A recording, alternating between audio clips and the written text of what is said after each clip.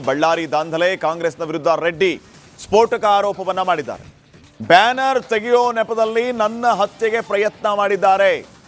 ಮೊದಲಿನಿಂದಲೂ ನನ್ನ ವಿರುದ್ಧ ಕಾಂಗ್ರೆಸ್ ಹುನ್ನಾರವನ್ನ ಮಾಡಿದೆ ಅಂತ ರಿಪಬ್ಲಿಕ್ ಕನ್ನಡಕ್ಕೆ ಜನಾರ್ದನ್ ರೆಡ್ಡಿ ಸ್ಫೋಟಕ ಹೇಳಿಕೆಯನ್ನ ನೀಡಿದ್ದಾರೆ. ಒಂದಲ್ಲ ಒಂದು ಕಾರಣಕ್ಕೆ ನನ್ನ ಜೊತೆಗೆ ಕಿರಿಕ್ ಮಾಡ್ತಾನೆ ಇದೆ ಕಾಂಗ್ರೆಸ್. ಈಗ ನನ್ನ ಹತ್ಯೆಗೆ ಯತ್ನ ನಡೆದಿದೆ ಅಂತ ಜನಾರ್ದನ್ ರೆಡ್ಡಿ ಆಕ್ರೋಶವನ್ನ ವ್ಯಕ್ತಪಡಿಸಿದ್ದಾರೆ. ನಮ್ಮ ರಿಪಬ್ಲಿಕ್ ಕನ್ನಡದ ಎಡಿಟರ್ ಶೋಭಾ ಮಳವಳ್ಳಿ ಅವರು ನಡೆಸಿರುವಂತಹ ಸಂದರ್ಶನದಲ್ಲಿ ಈ ಸ್ಫೋಟಕ ವಿಚಾರವನ್ನ ಬಹಿರಂಗಪಡಿಸಿದ್ದಾರೆ ಜನಾರ್ದನ್ ರೆಡ್ಡಿ.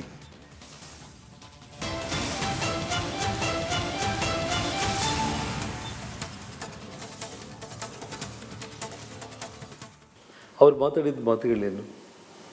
ಅಮೆರಿಕದಿಂದ ಸೆಕ್ಯೂರಿಟಿ ತಗೊಂಡು ಬರಲಿ, ಚೈನಾದಿಂದ ಸೆಕ್ಯೂರಿಟಿ ತಗೊಂಡು ಬಂದರೆ ಕಾನೂನು ಪ್ರಕಾರ ಒಬ್ಬ ಉಪಮುಖ್ಯಮಂತ್ರಿ ಒಂದು ಒಳ್ಳೆ ಹುದ್ದೆಯಲ್ಲಿ ಇದ್ಕೊಂಡ್ಬಿಟ್ಟು, ಸಂವಿಧಾನಾತ್ಮಕ ಹುದ್ದೆಯಲ್ಲಿ ಇದ್ಕೊಂಡ್ಬಿಟ್ಟು ಈ ಮಾತನ್ನು ಅವರು ಮಾತಾಡ್ತಾರೆ ಅಂತಂದರೆ ಅರ್ಥ ಏನಿದೆ? ಜೊತೆಗೆ ಮತ್ತೆ ಬಳ್ಳಾರಿಗೆ ಬಂದು ಜನಾರ್ದನ್ ರೆಡ್ಡಿಗೆ ಆ್ಯಕ್ಷನ್ ಮಾಡಿ ತೋರಿಸಿದ್ದಾರೆ. ಇಲ್ಲಿ ಬಿದ್ದಿದೆನಾ, ಇಲ್ಲಿ ಬಿದ್ದಿದೆನಾ, ಎಲ್ಲಿ ಬಿದ್ದಿದೆ ಅಂದರೆ ಅದರ ಅರ್ಥ ಏನು? ಇಲ್ಲಿ ಬಿದ್ದರೆ ಮನುಷ್ಯ ಪ್ರಾಣ ಕಳ್ಕೊಳ್ಳೋದಿಲ್ಲಮ್ಮ. ಅಂದರೆ ಈ ರಾಜ್ಯದ ಉಪಮುಖ್ಯಮಂತ್ರಿ, ಮುಖ್ಯಮಂತ್ರಿ ಆಗೋ ಒಬ್ಬ ವ್ಯಕ್ತಿನೇ ಈ ರೀತಿ ಒಬ್ಬ ಕ್ರಿಮಿನಲ್ ಶಾಸಕನ ಬೆನ್ನಿಂದಿಗೆ ನಿಂತು ಮಾತಾಡಿದರೆ ಪೊಲೀಸರಿನ ಇನ್ವೆಸ್ಟಿಗೇಷನ್ ಹೇಗೆ ಮಾಡ್ತಾರೆ? ಹಾಗಾಗಿ ಪ್ರಾಣ ತಕ್ಕೊಳ್ಳುವಂಥ ಒಂದು ವಿಷಯದಲ್ಲಿ ನಾರಾ ಭರತ್ ಫ್ಯಾಮಿಲಿಗೆ ಎಷ್ಟು ಇಂಪಾರ್ಟೆಂಟ್ ಆಗಿತ್ತು. ಇವತ್ತು DK ಶಿವಕುಮಾರ್ ಅವರು ಕೂಡ ಅದನ್ನೇ ಬಯಸಿದ್ರ. ಇಲ್ಲಿ ತಗಲಿದೆ ಅನ್ನುವಂಥದ್ದು ಈ ರಾಜ್ಯವನ್ನು ಆಳುವಂಥ ಒಬ್ಬ ಉಪಮುಖ್ಯಮಂತ್ರಿ, ಕಾಂಗ್ರೆಸ್ ಪಕ್ಷದ ಅಧ್ಯಕ್ಷ.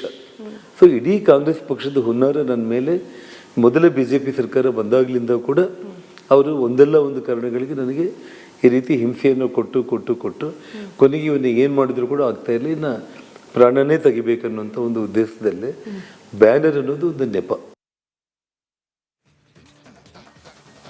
ಬಳ್ಳಾರಿ ದಾಂಧಲೆ ಕಾಂಗ್ರೆಸ್ನ ವಿರುದ್ಧ ರೆಡ್ಡಿ ಸ್ಫೋಟಕ ಆರೋಪವನ್ನ ಮಾಡಿದ್ದಾರೆ.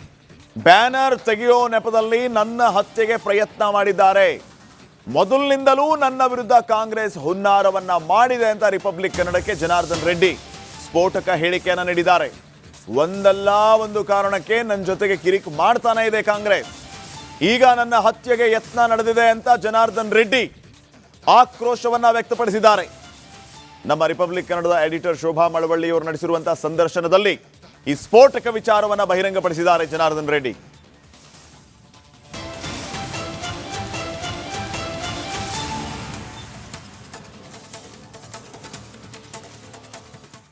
ಅವ್ರು ಮಾತಾಡಿದ ಮಾತುಗಳೇನು? ಅಮೆರಿಕದಿಂದ ಸೆಕ್ಯೂರಿಟಿ ತಗೊಂಡು ಬರಲಿ, ಚೈನಾದಿಂದ ಸೆಕ್ಯೂರಿಟಿ ತಗೊಂಡು ಬಂದರೆ ಕಾನೂನು ಪ್ರಕಾರ ಒಬ್ಬ ಉಪಮುಖ್ಯಮಂತ್ರಿ ಒಂದು ಒಳ್ಳೆ ಹುದ್ದೆಯಲ್ಲಿ ಇದ್ಕೊಂಡ್ಬಿಟ್ಟು, ಸಂವಿಧಾನಾತ್ಮಕ ಹುದ್ದೆಯಲ್ಲಿ ಇದ್ಕೊಂಡ್ಬಿಟ್ಟು ಈ ಮಾತನ್ನು ಅವರು ಮಾತಾಡ್ತಾರೆ ಅಂತಂದರೆ ಅರ್ಥ ಏನಿದೆ? ಜೊತೆಗೆ ಮತ್ತೆ ಬಳ್ಳಾರಿಗೆ ಬಂದು ಜನಾರ್ದನ್ ರೆಡ್ಡಿಗೆ ಆ್ಯಕ್ಷನ್ ಮಾಡಿ ತೋರಿಸಿದ್ದಾರೆ. ಇಲ್ಲಿ ಬಿದ್ದಿದೆನಾ, ಇಲ್ಲಿ ಬಿದ್ದಿದೆನಾ, ಎಲ್ಲಿ ಬಿದ್ದಿದೆ ಅಂದರೆ ಅದರ ಅರ್ಥ ಏನು? ಇಲ್ಲಿ ಬಿದ್ದರೆ ಮನುಷ್ಯ ಪ್ರಾಣ ಕಳ್ಕೊಳ್ಳೋದಿಲ್ಲಮ್ಮ. ಅಂದರೆ ಈ ರಾಜ್ಯದ ಉಪಮುಖ್ಯಮಂತ್ರಿ, ಮುಖ್ಯಮಂತ್ರಿ ಆಗೋ ಒಬ್ಬ ವ್ಯಕ್ತಿನೇ ಈ ರೀತಿ ಒಬ್ಬ ಕ್ರಿಮಿನಲ್ ಶಾಸಕನ ಬೆನ್ನಿಂದಿಗೆ ನಿಂತು ಮಾತಾಡಿದರೆ ಪೊಲೀಸರಿನ ಇನ್ವೆಸ್ಟಿಗೇಷನ್ ಹೇಗೆ ಮಾಡ್ತಾರೆ? ಹಾಗಾಗಿ ಪ್ರಾಣ ತಕ್ಕೊಳ್ಳುವಂಥ ಒಂದು ವಿಷಯದಲ್ಲಿ ನಾರಾ ಭರತ್ ಫ್ಯಾಮಿಲಿಗೆ ಎಷ್ಟು ಇಂಪಾರ್ಟೆಂಟ್ ಆಗಿತ್ತು. ಇವತ್ತು DK ಶಿವಕುಮಾರ್ ಅವರು ಕೂಡ ಅದನ್ನೇ ಬಯಸಿದ್ರ. ಇಲ್ಲಿ ತಗಲಿದೆ ಅನ್ನುವಂಥದ್ದು ಈ ರಾಜ್ಯವನ್ನು ಆಳುವಂಥ ಒಬ್ಬ ಉಪಮುಖ್ಯಮಂತ್ರಿ, ಕಾಂಗ್ರೆಸ್ ಪಕ್ಷದ ಅಧ್ಯಕ್ಷ. ಸೊ ಇಡೀ ಕಾಂಗ್ರೆಸ್ ಪಕ್ಷದ ಹುನ್ನಾರ ನನ್ನ ಮೇಲೆ ಮೊದಲ BJP ಸರ್ಕಾರ ಬಂದಾಗಲಿಂದ ಕೂಡ ಅವರು ಒಂದಲ್ಲ ಒಂದು ಕಾರಣಗಳಿಗೆ ನನಗೆ ಈ ರೀತಿ ಹಿಂಸೆಯನ್ನು ಕೊಟ್ಟು ಕೊನೆಗೆ ಇವನ್ನ ಏನು ಮಾಡಿದ್ರು ಕೂಡ ಆಗ್ತಾ ಇಲ್ಲ, ಇನ್ನು ಪ್ರಾಣನೇ ತೆಗಿಬೇಕನ್ನುವಂಥ ಒಂದು ಉದ್ದೇಶದಲ್ಲೇ ಬ್ಯಾನರ್ ಅನ್ನೋದು ಒಂದು ನೆಪ.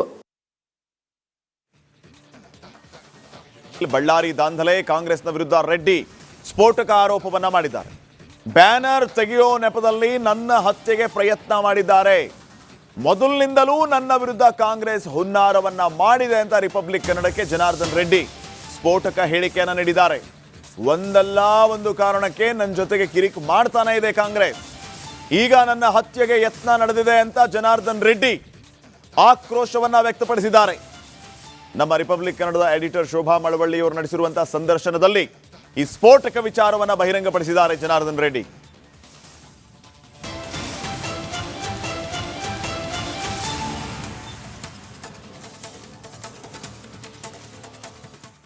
ಅವ್ರು ಮಾತಾಡಿದ ಮಾತುಗಳೇನು?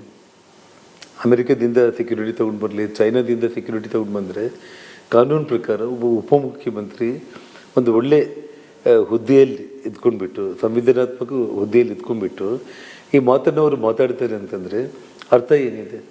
ಜೊತೆಗೆ ಮತ್ತೆ ಬಳ್ಳಾರಿಗೆ ಬಂದು ಜನಾರ್ದನಿಗೆ ಆ್ಯಕ್ಷನ್ ಮಾಡಿ ತೋರಿಸಿದ್ದಾರೆ. ಇಲ್ಲಿ ಬಿದ್ದಿದೆನಾ, ಇಲ್ಲಿ ಬಿದ್ದಿದೆನಾ, ಎಲ್ಲಿ ಬಿದ್ದಿದೆ ಅಂದರೆ ಅದರ ಅರ್ಥ ಏನು? ಇಲ್ಲಿ ಬಿದ್ದರೆ ಮನುಷ್ಯ ಪ್ರಾಣ ಕಳ್ಕೊಳ್ಳೋದಿಲ್ಲಮ್ಮ. ಅಂದರೆ ಈ ರಾಜ್ಯದ ಉಪಮುಖ್ಯಮಂತ್ರಿ, ಮುಖ್ಯಮಂತ್ರಿ ಆಗೋ ಒಬ್ಬ ವ್ಯಕ್ತಿನೇ ಈ ರೀತಿ ಒಬ್ಬ ಕ್ರಿಮಿನಲ್ ಶಾಸಕನ ಬೆನ್ನಿಂದಿಗೆ ನಿಂತು ಮಾತಾಡಿದರೆ ಪೊಲೀಸರಿನ ಇನ್ವೆಸ್ಟಿಗೇಷನ್ ಹೇಗೆ ಮಾಡ್ತಾರೆ? ಹಾಗಾಗಿ ಪ್ರಾಣ ತಕ್ಕೊಳ್ಳುವಂಥ ಒಂದು ವಿಷಯದಲ್ಲಿ ನಾರಾ ಭರತಿರೆಡ್ಡಿ ಫ್ಯಾಮಿಲಿಗೆ ಎಷ್ಟು ಇಂಪಾರ್ಟೆಂಟ್ ಆಗಿತ್ತು, ಇವತ್ತು DK ಶಿವಕುಮಾರ್ ಅವರು ಕೂಡ ಅದನ್ನೇ ಬಯಸಿದ್ರ. ಇಲ್ಲಿ ತಗಲಿದೆ ಅನ್ನುವಂಥದ್ದು ಈ ರಾಜ್ಯವನ್ನು ಆಳುವಂಥ ಒಬ್ಬ ಉಪಮುಖ್ಯಮಂತ್ರಿ, ಕಾಂಗ್ರೆಸ್ ಪಕ್ಷದ ಅಧ್ಯಕ್ಷ. ಸೊ ಇಡೀ ಕಾಂಗ್ರೆಸ್ ಪಕ್ಷದ ಹುನ್ನಾರ ನನ್ನ ಮೇಲೆ ಮೊದಲ BJP ಸರ್ಕಾರ ಬಂದಾಗಲಿಂದ ಕೂಡ ಅವರು ಒಂದಲ್ಲ ಒಂದು ಕಾರಣಗಳಿಗೆ ನನಗೆ ಈ ರೀತಿ ಹಿಂಸೆಯನ್ನು ಕೊಟ್ಟು ಕೊನೆಗೆ ಇವನ್ನ ಏನು ಮಾಡಿದ್ರು ಕೂಡ ಆಗ್ತಾ ಇಲ್ಲ, ಇನ್ನು ಪ್ರಾಣನೇ ತೆಗಿಬೇಕನ್ನುವಂಥ ಒಂದು ಉದ್ದೇಶದಲ್ಲೇ ಬ್ಯಾನರ್ ಅನ್ನೋದು ಒಂದು ನೆಪ. ಬಳ್ಳಾರಿ ದಾಂಧಲೆ, ಕಾಂಗ್ರೆಸ್ನ ವಿರುದ್ಧ ರೆಡ್ಡಿ ಸ್ಫೋಟಕ ಆರೋಪವನ್ನ ಮಾಡಿದ್ದಾರೆ. ಬ್ಯಾನರ್ ತೆಗೆಯೋ ನೆಪದಲ್ಲಿ ನನ್ನ ಹತ್ಯೆಗೆ ಪ್ರಯತ್ನ ಮಾಡಿದ್ದಾರೆ. ಮೊದಲಿನಿಂದಲೂ ನನ್ನ ವಿರುದ್ಧ ಕಾಂಗ್ರೆಸ್ ಹುನ್ನಾರವನ್ನ ಮಾಡಿದೆ ಅಂತ ರಿಪಬ್ಲಿಕ್ ಕನ್ನಡಕ್ಕೆ ಜನಾರ್ದನ್ ರೆಡ್ಡಿ ಸ್ಫೋಟಕ ಹೇಳಿಕೆಯನ್ನ ನೀಡಿದ್ದಾರೆ. ಒಂದಲ್ಲ ಒಂದು ಕಾರಣಕ್ಕೆ ನನ್ನ ಜೊತೆಗೆ ಕಿರಿಕ್ ಮಾಡ್ತಾನೆ ಇದೆ ಕಾಂಗ್ರೆಸ್. ಈಗ ನನ್ನ ಹತ್ಯೆಗೆ ಯತ್ನ ನಡೆದಿದೆ ಅಂತ ಜನಾರ್ದನ್ ರೆಡ್ಡಿ ಆಕ್ರೋಶವನ್ನ ವ್ಯಕ್ತಪಡಿಸಿದ್ದಾರೆ.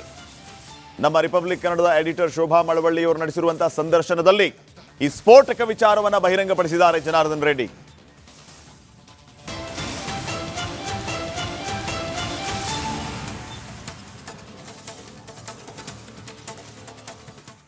ಅವ್ರು ಮಾತಾಡಿದ ಮಾತುಗಳೇನು?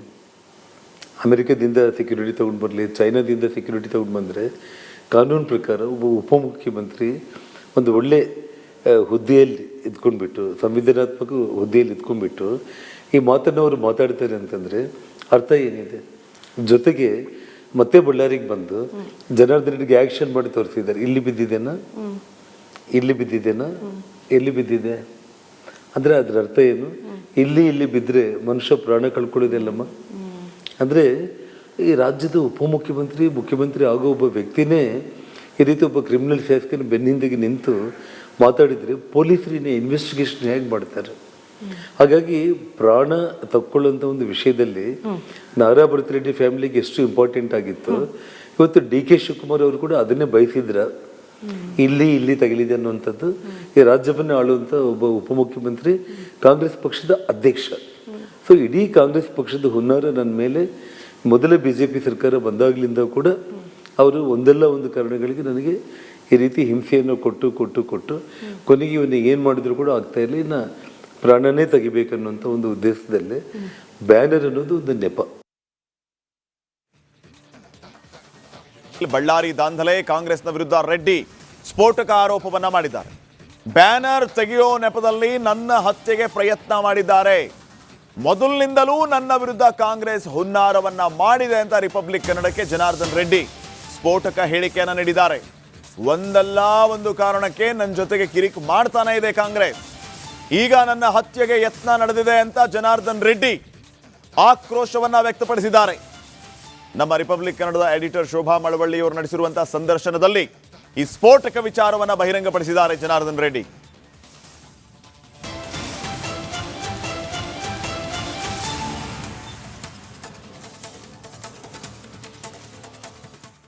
ಅವ್ರು ಮಾತಾಡಿದ ಮಾತುಗಳೇನು? ಅಮೆರಿಕದಿಂದ ಸೆಕ್ಯೂರಿಟಿ ತೊಗೊಂಡು ಬರಲಿ, ಚೈನಾದಿಂದ ಸೆಕ್ಯೂರಿಟಿ ತೊಗೊಂಡು ಬಂದರೆ ಕಾನೂನು ಪ್ರಕಾರ ಒಬ್ಬ ಉಪಮುಖ್ಯಮಂತ್ರಿ ಒಂದು ಒಳ್ಳೆ ಹುದ್ದೆಯಲ್ಲಿ ಇದ್ಕೊಂಡ್ಬಿಟ್ಟು, ಸಂವಿಧಾನಾತ್ಮಕ ಹುದ್ದೆಯಲ್ಲಿ ಇದ್ಕೊಂಡ್ಬಿಟ್ಟು ಈ ಮಾತನ್ನು ಅವರು ಮಾತಾಡ್ತಾರೆ ಅಂತಂದರೆ ಅರ್ಥ ಏನಿದೆ? ಜೊತೆಗೆ ಮತ್ತೆ ಬಳ್ಳಾರಿಗೆ ಬಂದು ಜನಾರ್ದನಿಗೆ ಆ್ಯಕ್ಷನ್ ಮಾಡಿ ತೋರಿಸಿದ್ದಾರೆ. ಇಲ್ಲಿ ಬಿದ್ದಿದೆನಾ, ಇಲ್ಲಿ ಬಿದ್ದಿದೆನಾ, ಎಲ್ಲಿ ಬಿದ್ದಿದೆ ಅಂದರೆ ಅದರ ಅರ್ಥ ಏನು? ಇಲ್ಲಿ ಬಿದ್ದರೆ ಮನುಷ್ಯ ಪ್ರಾಣ ಕಳ್ಕೊಳ್ಳೋದಿಲ್ಲಮ್ಮ. ಅಂದರೆ ಈ ರಾಜ್ಯದ ಉಪಮುಖ್ಯಮಂತ್ರಿ, ಮುಖ್ಯಮಂತ್ರಿ ಆಗೋ ಒಬ್ಬ ವ್ಯಕ್ತಿನೇ ಈ ರೀತಿ ಒಬ್ಬ ಕ್ರಿಮಿನಲ್ ಶಾಸಕನ ಬೆನ್ನಿಂದಿಗೆ ನಿಂತು ಮಾತಾಡಿದರೆ ಪೊಲೀಸರಿನ ಇನ್ವೆಸ್ಟಿಗೇಷನ್ ಹೇಗೆ ಮಾಡ್ತಾರೆ? ಹಾಗಾಗಿ ಪ್ರಾಣ ತಕ್ಕೊಳ್ಳುವಂಥ ಒಂದು ವಿಷಯದಲ್ಲಿ ನಾರಾ ಭರತಿರೆಡ್ಡಿ ಫ್ಯಾಮಿಲಿಗೆ ಎಷ್ಟು ಇಂಪಾರ್ಟೆಂಟ್ ಆಗಿತ್ತು, ಇವತ್ತು ಡಿ ಕೆ ಶಿವಕುಮಾರ್ ಅವರು ಕೂಡ ಅದನ್ನೇ ಬಯಸಿದ್ರ ಇಲ್ಲಿ ತಗಲಿದೆ ಅನ್ನುವಂಥದ್ದು ಈ ರಾಜ್ಯವನ್ನ ಆಳುವಂತ ಒಬ್ಬ ಉಪಮುಖ್ಯಮಂತ್ರಿ ಕಾಂಗ್ರೆಸ್ ಪಕ್ಷದ ಅಧ್ಯಕ್ಷ.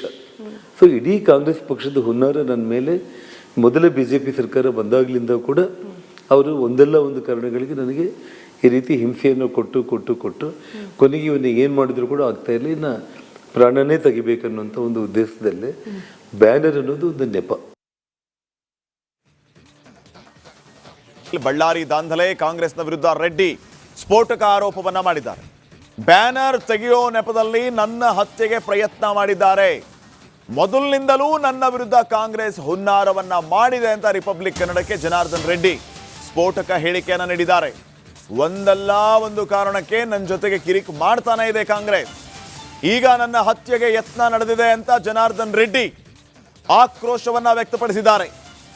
ನಮ್ಮ ರಿಪಬ್ಲಿಕ್ ಕನ್ನಡದ ಎಡಿಟರ್ ಶೋಭಾ ಮಳವಳ್ಳಿ ಅವರು ನಡೆಸಿರುವಂತಹ ಸಂದರ್ಶನದಲ್ಲಿ ಈ ಸ್ಫೋಟಕ ವಿಚಾರವನ್ನ ಬಹಿರಂಗಪಡಿಸಿದ್ದಾರೆ ಜನಾರ್ದನ್ ರೆಡ್ಡಿ.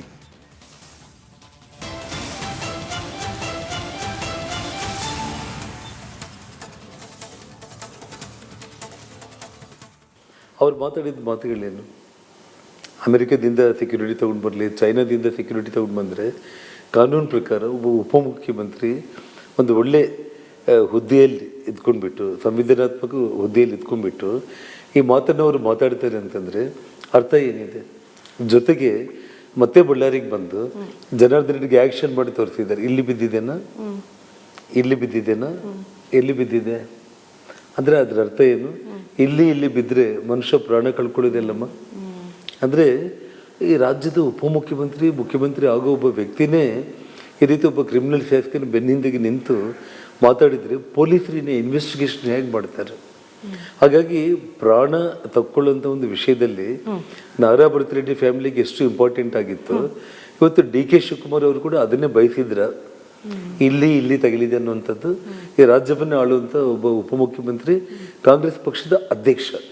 ಸೊ ಇಡೀ ಕಾಂಗ್ರೆಸ್ ಪಕ್ಷದ ಹುನ್ನಾರ ನನ್ನ ಮೇಲೆ ಮೊದಲ ಬಿಜೆಪಿ ಸರ್ಕಾರ ಬಂದಾಗ್ಲಿಂದ ಕೂಡ ಅವರು ಒಂದಲ್ಲ ಒಂದು ಕಾರಣಗಳಿಗೆ ನನಗೆ ಈ ರೀತಿ ಹಿಂಸೆಯನ್ನು ಕೊಟ್ಟು ಕೊನೆಗೆ ಇವನ್ನ ಏನು ಮಾಡಿದ್ರು ಕೂಡ ಆಗ್ತಾ ಇಲ್ಲ, ಇನ್ನು ಪ್ರಾಣನೇ ತೆಗಿಬೇಕನ್ನುವಂಥ ಒಂದು ಉದ್ದೇಶದಲ್ಲೇ ಬ್ಯಾನರ್ ಅನ್ನೋದು ಒಂದು ನೆಪ.